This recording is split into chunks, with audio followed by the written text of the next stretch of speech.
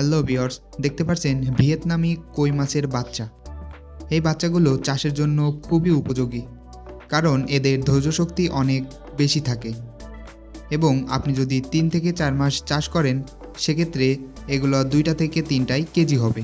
আমাদের কাছে আরও পাবেন বিভিন্ন প্রকারের মাছের ধানি এবং পোনা, যেমন কই মাছ, ট্যাংরা মাছ, তেলাপিয়া মাছ, শিং মাছ, রুই মাছ, কাতলা মাছ, পাবদা মাছ, মৃগেল মাছ, সরপুঁটি মাছ, গ্রাস কাট মাছ, মিরর কাট মাছ, সিলভার কাট মাছ, ব্ল্যাক কাট মাছ, অ্যাকুরিয়ামের মাছ।